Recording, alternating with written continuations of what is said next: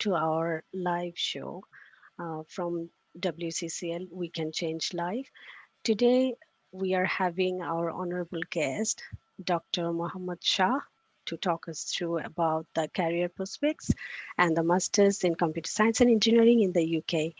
And it will be an interactive session, and we will be able to know from him that how he helps his students in the universities and what are the career prospects, if there is anything the new students should be doing, or before getting the admission in the university, how they can better prepare themselves. So, Dr. Shah, would you please tell me about yourself? I would like to know about your personal interest, your career, all this kind of stuff. Thank you. Thank you, Asma. Thanks for the introduction. That was really kind. And thanks for inviting me in this program. I hope the viewers will enjoy that and then they will get something out of it. So, yeah, so tell about myself. So at this moment, I am a lecturer in the university. So I'm teaching computer science, computing, software engineering. So it's like kind of a wide variety of things in the computer science. So obviously, I have got interest in teaching, so that's why in my career I've been like jumping around in many different places. So if I start from the beginning, that is when I start after my first degree in computer science, then I start teaching in the City and Guilds London courses in a college. So then that actually I grew the interest, and then in the teaching. Before that, I didn't have any idea of teaching. Then I found that, okay, yeah, so if I want to teach, I need really, really high education. So then I go for a master degree. So then I come to the UK and then go to University of Bradford. Mhm. So I did my MSc by research in informatics. So, and from there, I got a distinction and with a really, really good interest of doing even further education, like PhD. Okay. Because my MSc by research was not enough for me then on that time, because before that I didn't know anything about it. So Mhm. it's kind of like exploring step by step. So as I go to the next step, then I learn next step. So then I learn about the no, masters by research is not enough. What was your research topic that time? Artificial intelligence, so it's like artificial neural networks I was working with, and main area of interest was internet congestion control mechanism. So that Okay. using the AI. So that is 15, 16 years ago. So Okay. yeah, so that was really, really interesting. And then I thought, okay, I want to explore more about AI, artificial intelligence. So I need to do a PhD. Mhm. So then I started working for a year. I was a lecturer in London. So then I got my scholarship in Huddersfield University. Okay. So then, okay, I left everything in London and then come back to Huddersfield. So then I finished my PhD. Obviously, PhD is not a journey that's straight line. So that goes like really, really ups and down, which takes me different places. By although like okay, there are like lots of ups and downs, I enjoyed How many thoroughly. years you took to complete your PhD? It took about 4 years. So 3 years to complete your PhD, the 1 year writing up, etc. So it's like about 4 years Okay. time frame. But And sometimes it could vary for some people. Like you finish your thesis and then because of coronavirus, you might not get your viva because of this like I okay see. pandemic. So like, but on that time, yeah, I got it. Yeah, it's still in 6 months time. I got my viva, but yeah, in the end of the day, yeah, I got it. Yeah, Well done. Congratulations. Still, thank you very much. it's a very big achievement. So, this is one of the, top level achievement, I must say. Uh, so, how do you feel about it? So, if you not choose your career in teaching, would you still do PhD? Uh, uh, Probably I would do actually. Okay. Yeah, because when I did my master by research, I get the interest whether I stay in the teaching or not. Probably I will work for a research lab, so Mhm. it doesn't involve teaching. But yeah, I wanted to do that. I was So, so desperate. Okay. Yeah. So, but there is a catch in there. The catch is that okay, I was an international student on that time, so the program is for the international students. So I think that's the learning bit. Then on that time, the most of the PhD scholarship was advertised only for the UK and EU students. So Okay. hardly any scholarship for the international students. So it was really, really difficult time.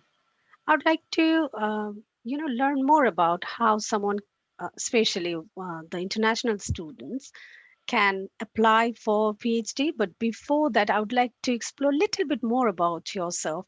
So, I'm not trying to be very tricky, but it is a tricky questions. But the expectation is you will just rock it on.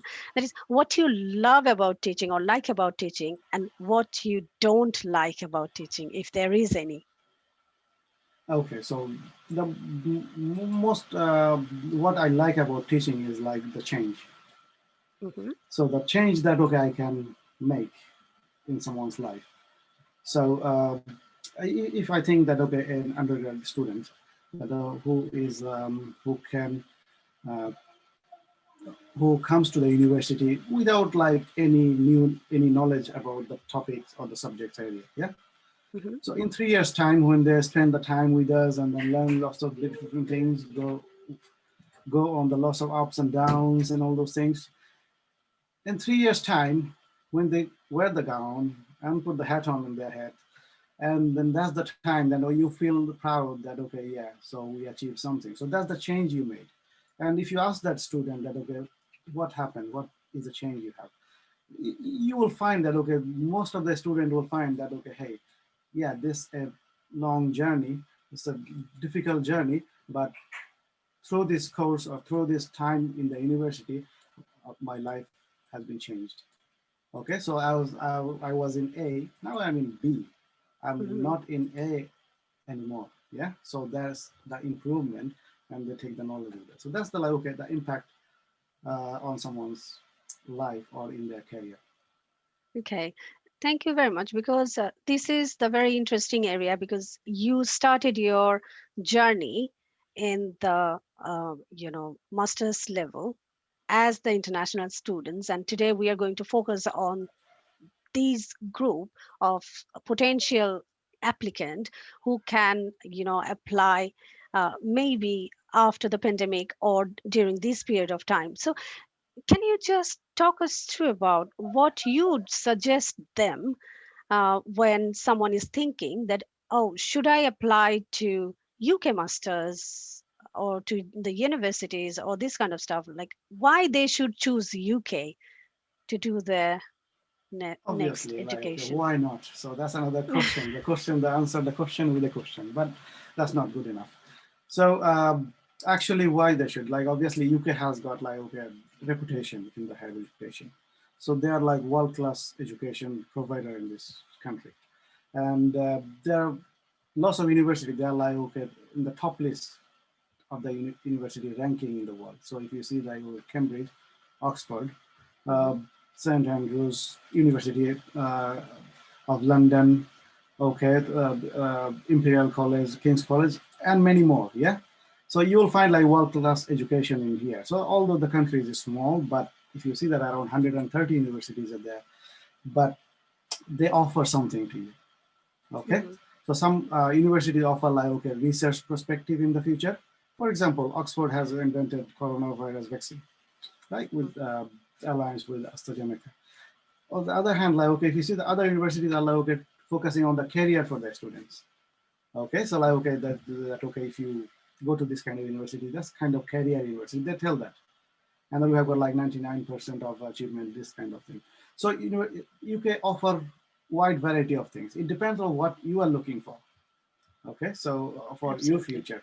So if you are looking for a career as a researcher, if you are looking for a career, excuse me, as a software developer, software engineer, a cyber security, cyber analyst, artificial intelligence expert, so what you want, so you can find something Mhm, about your choice. So that's why like UK is one of the best choice for the international student. And a few other things for the international student. Why UK is like very welcoming. People are welcoming here, so I feel like okay. for my many years being here, I feel quite welcoming no matter where I go, any organization I work. The people are very, very welcoming. And then you feel like home, no matter where you are. Okay, so Yeah, that's the reason that okay, people can come and learn where they can feel comfortable, not like where okay, you can learn, but you're not really comfortable. absolutely. Hope And that answer your question.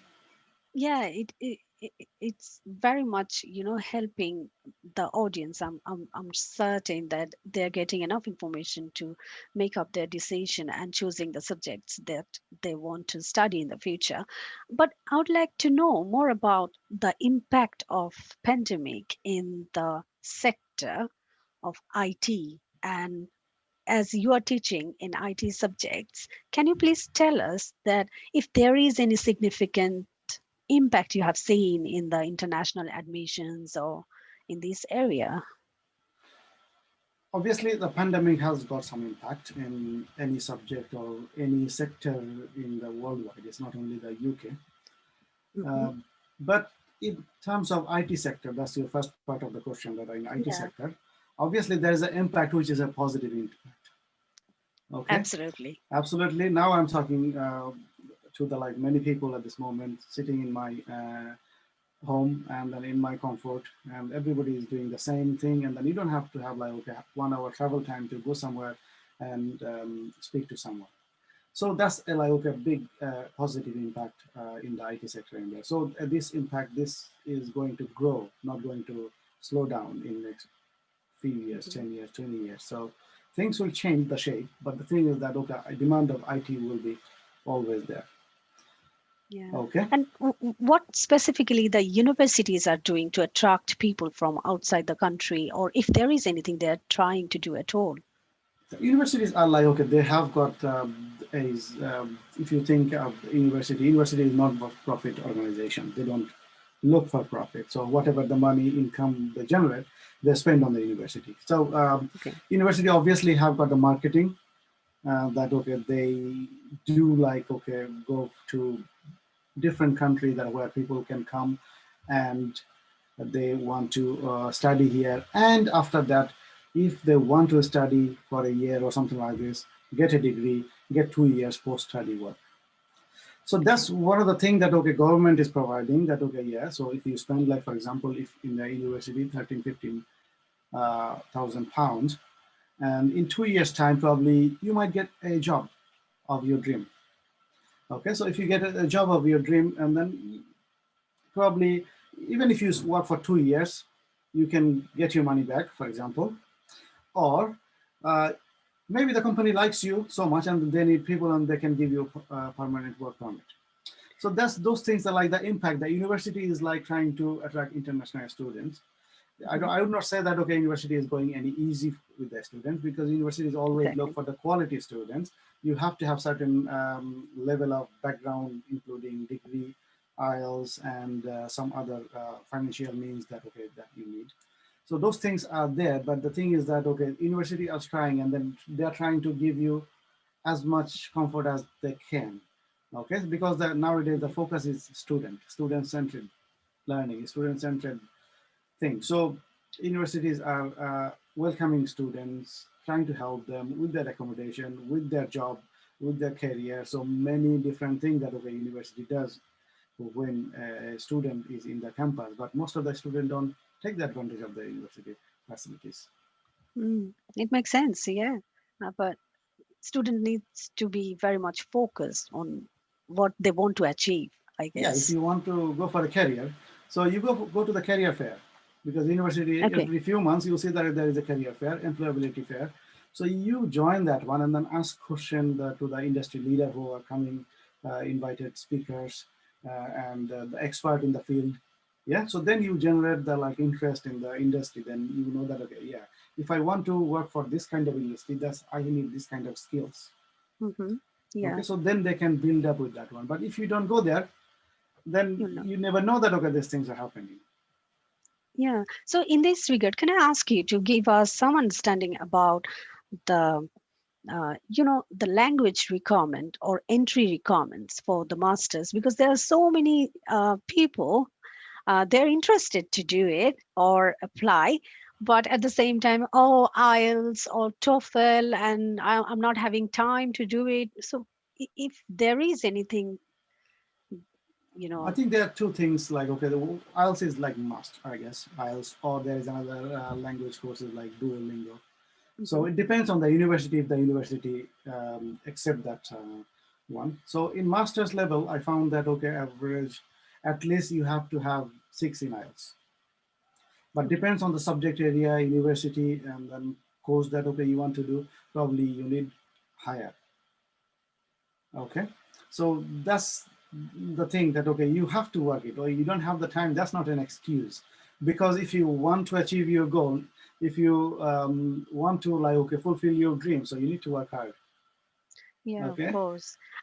I heard from someone that recently universities, some of the universities, may not all universities, some of the universities started some sort of English course that actually complements or the alternative option for IELTS. Is that correct?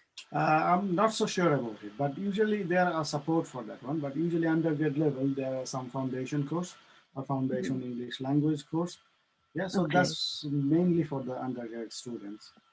But Okay. for the master students, there are some kind of like foundation masters as well, which will cover all those things if your IELTS is probably a little bit poor, you know.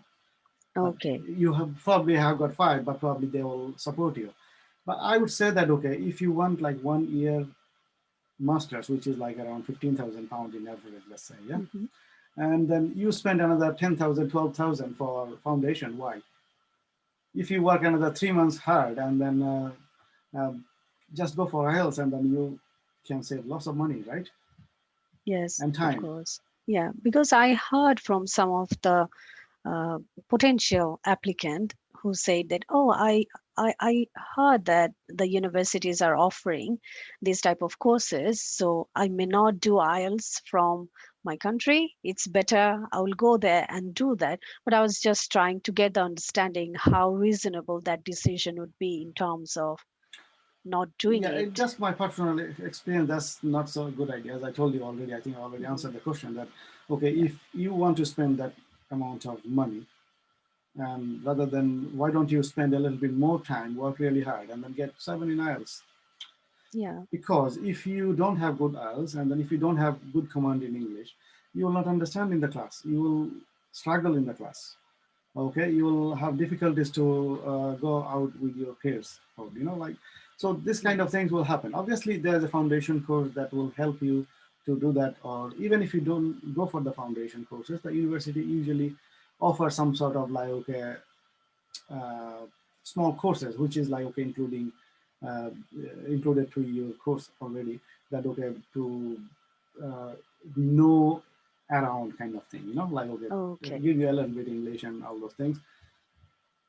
That is okay, but for me, that okay, if you go for 1 year English language course or something like this, It's what is the costing point? all the What is the time and point? everything. Yeah. But if you are looking for a master's in computer science, so probably you want to spend more time on like learning a programming language than Abs- spending 1 year in foundation, yeah.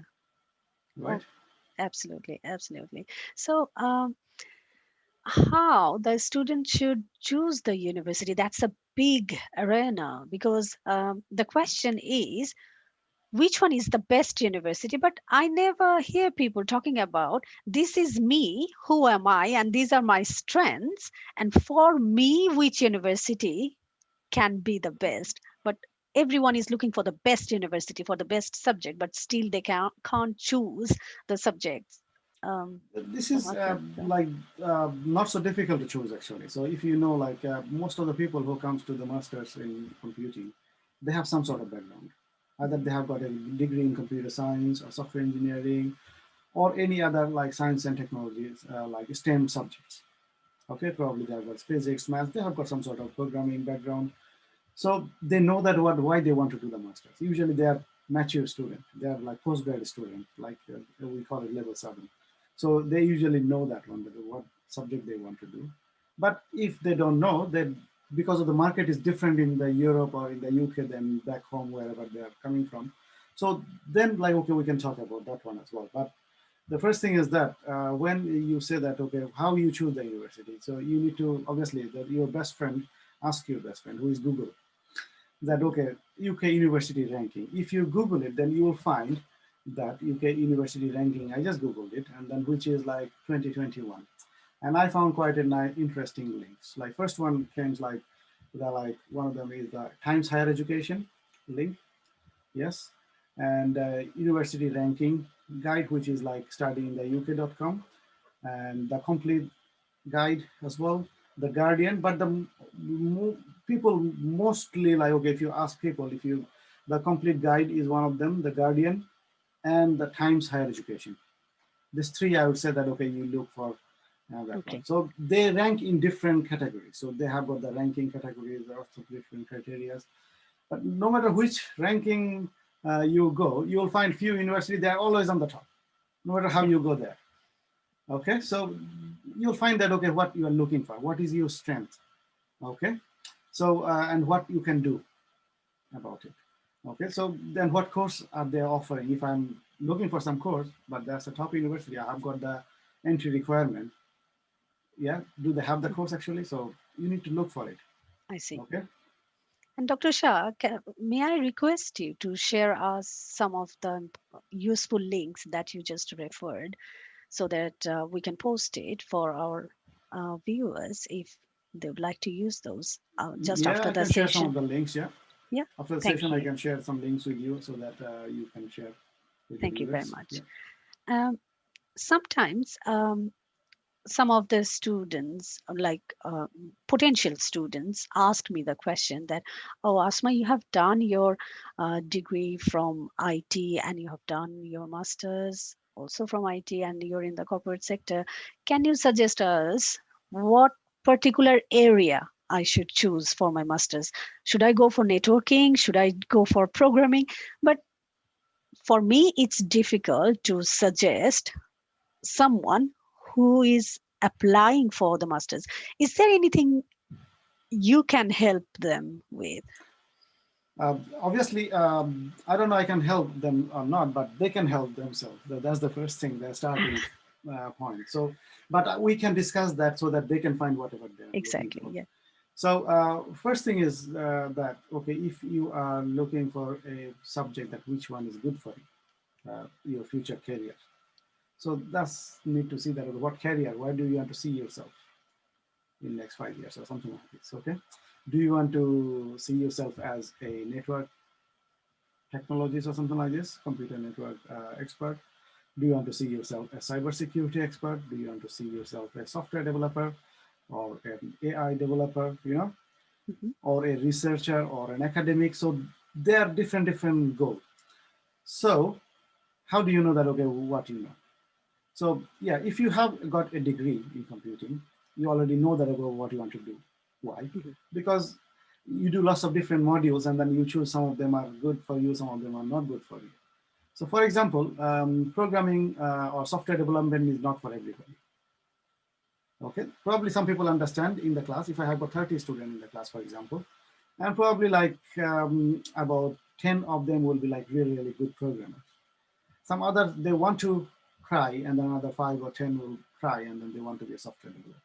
But some of them think that no, software development is not my area, but I know the code, I understand the code, I can explain the code, okay, but I want to develop database because that's what I feel like more comfortable on that one. Okay, so in that case they go for DBA, right? So like database administration or this kind of area, so you find it that way. But if your degree doesn't really support you on that way, your degree is like other STM uh, background. Let's say you are from physics or you are from maths background, for example, and you want to do your masters, and most of the universities are still like, okay, accept application from that kind of students as well, because of the nature of the course, that, okay, expected that, okay, you have got like, okay, certain level of logical background.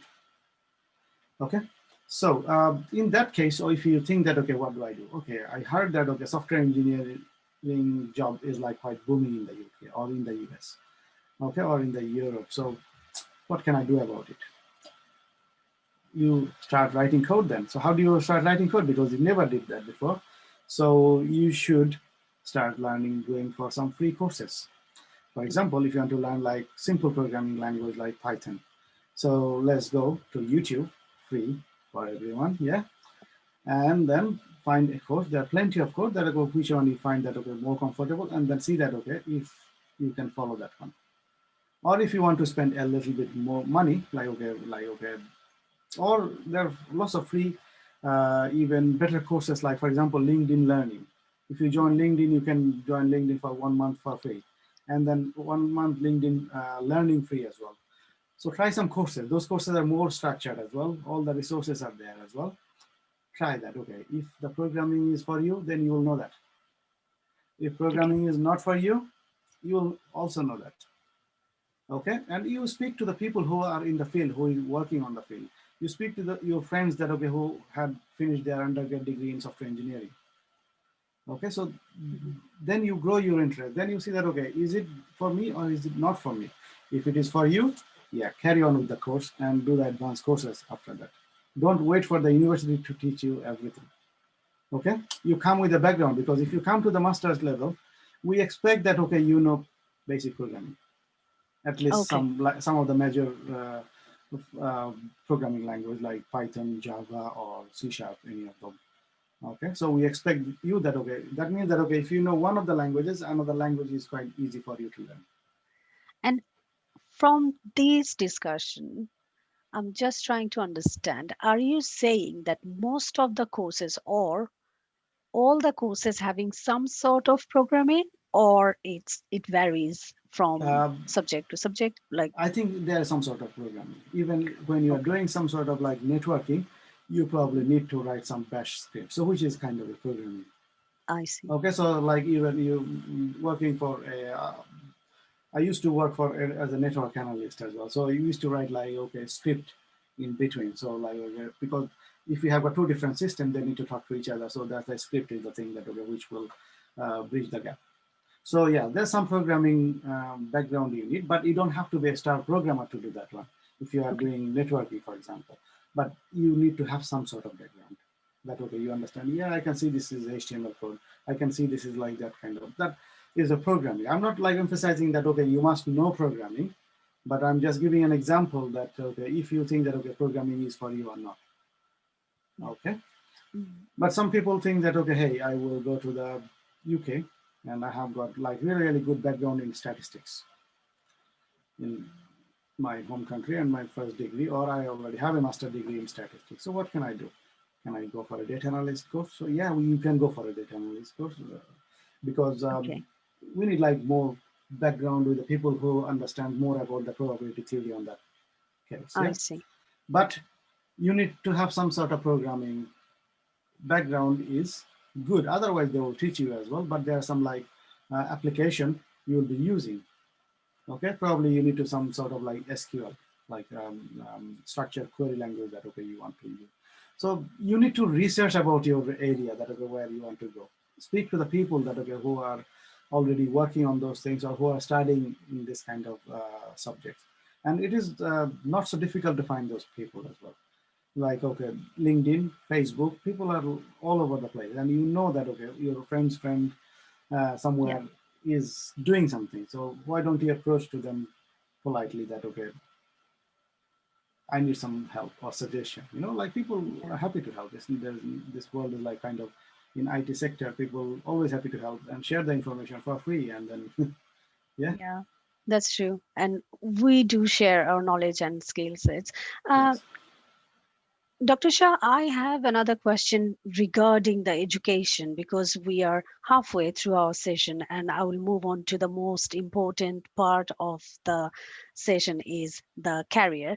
But before I move on the next session, I would like to ask you that do you think it's enough for someone not having the background knowledge like programming or some sort of understanding about the IT sector and then doing their masters because it's a year long program and someone not having the knowledge, so can they adjust, learn quickly, or go with the flow?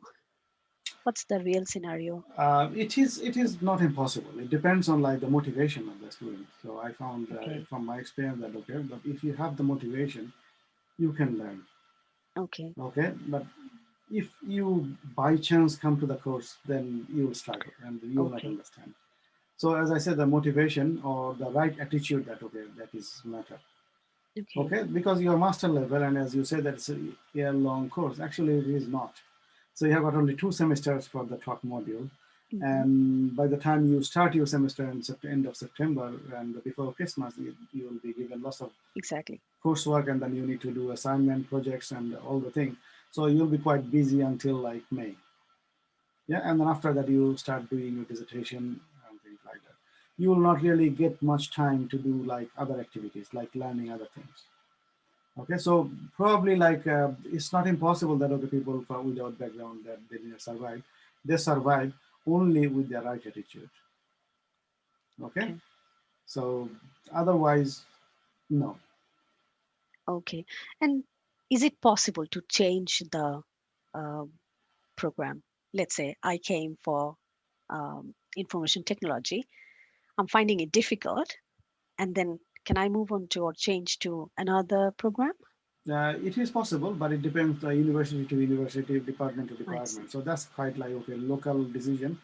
You need to speak to them before you actually uh, enroll, finally enroll. You know, like okay, Okay. or get your caste certificate that am I able to change the course because I'm not so sure about it.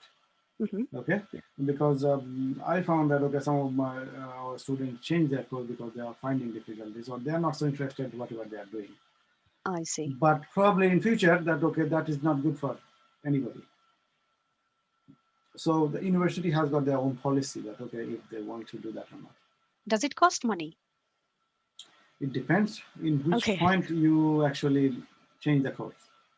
Let's I say you see. have started and then you want to change, so probably there's not much of the compensation. But by end of the year, if you say that okay, I want to start my first year with a different course, which may Modules. be starting next September, probably you'll start all over again by paying the fee. So it's obviously depends on the university policy, basically like that. I see.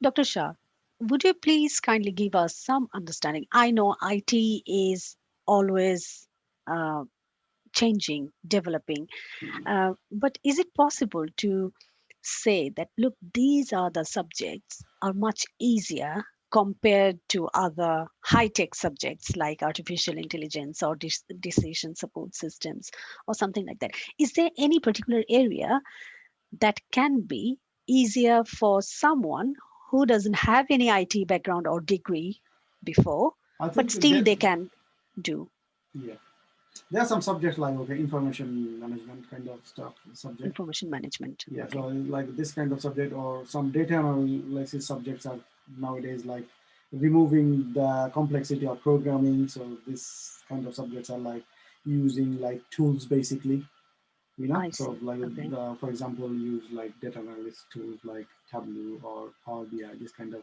business intelligence courses. Yeah, Mhm. so this kind of things are there as well. So there are like lots of courses.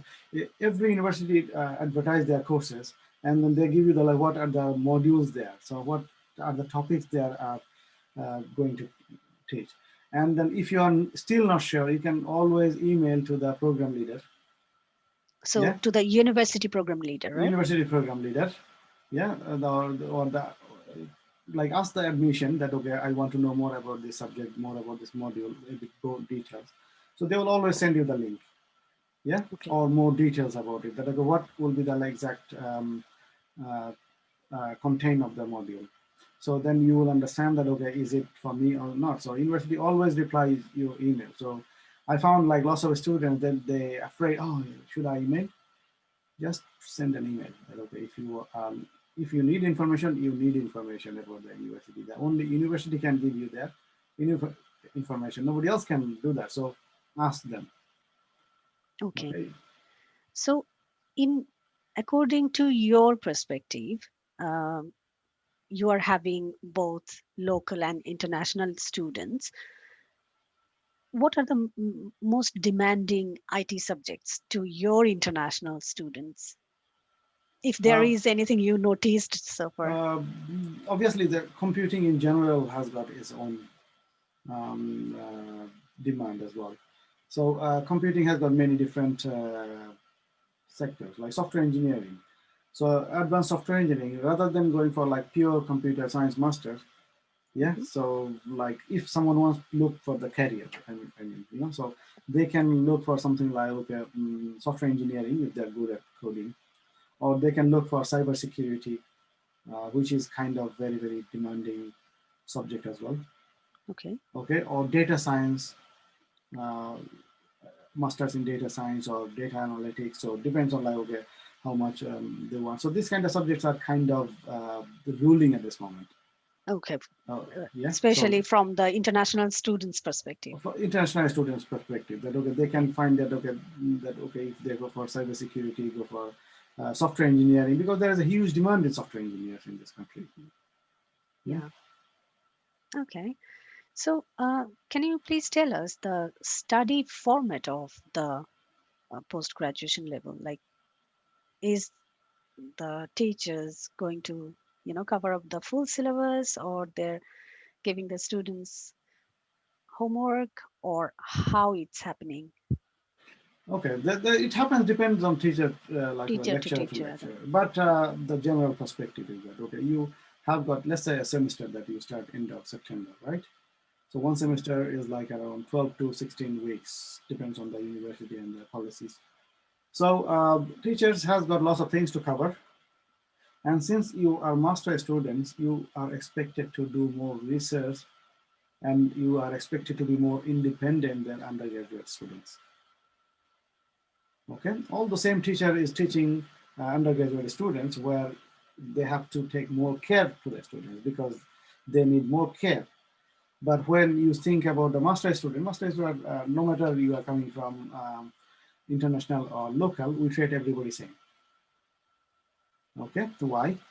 Because you have got the equal opportunity, so you have got the same right, you have got the same um, background, or you have got the ability to come to this class, so which doesn't undermine you that okay you come from another country, so everybody same. So as a master student you'll be treated like an adult. Of course, they are. Okay. Okay, so you'll be taught, and then you'll be given like more time on your research. For example, if you have got like um, 60 hours full semester for a module to learning time, then probably you need to spend like 3 to 4 times more than the outside of the class of that I time. see. Okay, so that's kind of a norm, you can say. Okay. And what's the normal behavior of the IT students to when it comes to the point of doing part-time job? Can they manage their time? Can they still do it? Part-time job. Obviously, students do the part-time job. I used to do part-time job when I was a student. Okay. So I know anybody that okay did masters in this country or undergrad in this country. They do their part-time job. This country is like idea is that okay, you come here to learn, not only from the university, you learn from the culture as well. Mhm. Okay, so if you work part-time, so probably it will give you some money, and but you will learn culture, you learn the environment of the country. Exactly. So it's not only that give you the. So that's not impossible. You can do that, but there is a rules as well, isn't it? There is a certain number of hours that okay you can work during the term times. For example, I think it's around 20 hours. So if Mhm. you work 20 hours, then you have to work 20 hours, not more than 20 hours during the term time. Okay, Okay. because otherwise it will hamper your education, or and you might miss the lecture, and then if you miss the lecture that will have the consequences, you know that in the universities, yeah. So Is it university true that students are watching the records afterwards and not attending the class in the master's level? yeah, yeah, there are like lectures are recorded as well at some point. It depends on the lecturers. In most of the university is on the lecturer's discretion that okay if they want to I see. record it or not. In our case, we are not obliged to record it, but we do Okay. record some part which we think that okay, students will benefit it. But the problem is that if they don't, if you are international students, that's the difference. If you don't come to the class, and if you don't have certain number of percentage of attendance, then university has the right to report to the home office. I see. So the home office might take further action. So for the students, it's very much important to maintain the attendance up to a certain Attendance. level. Okay. Another thing is that attending class will benefit you, not like Of lose course. anything. Sometimes you don't understand what the lecturer is saying. Um, when I came to the, I went in my first lecture in my master's, okay, in the UK, is like quite challenging and quite difficult. Okay, I came and then the professor, he is quite experienced professor that okay, he was teaching us something, uh, queuing theories, Hmm. and in most of the students are international students. Then I found that okay, I did not get any understanding. I don't have any clue what have happened last 2 hours. Hmm. Okay, so what do you say about it? Do you blame the professor who has got like okay, 25, 30 years of experience? He's a full professor in the university. Okay, so Yeah. what did I do? Okay, how did I get to know that? Managed. Yeah, managed to overcome this problem and then get the distinction and then achieve the highest mark on that module. Okay. Okay, so Dr. Shah, let me aware you something. I'm seeing the meeting time um, another 2 minutes 34 seconds, but we do have enough time. If the call drops, please join me back. okay, Okay? Yeah. all right. Okay. Okay, so yeah, so that's like okay, what I did, I work hard. Like I did not work hard only by myself. So I go to the class every day, whether I understand the class or Not. not. And then I found lots of other people are in the same situation. For example, I was like they were doing some like mathematical equation, and I forgot that okay, I did my calculus in like okay, second year in the university. After that, I didn't touch calculus, for example. Mhm. Okay, what did I do? I go back to the calculus book, open the book, start doing it, and then make a group of people who are like-minded like you, and then start the group discussion, start the problem, put the problem in front of the group. It's not only you; there are lots of other people with you. Mhm. Okay, it's not the professor's fault. If you see that he has hundreds of publications, he has a like uh, one famous professor. I know him, So he is that professor. I just want to tell you that okay, he was the PhD supervisor of Professor Lutfur Rahman, who was like one of the like top professor in Dhaka University. I see. Okay, so like okay, they have got that kind of background. So Expertise. you cannot just say that okay, yeah, he could not explain to me. Actually, I did not understand what they are saying. Okay.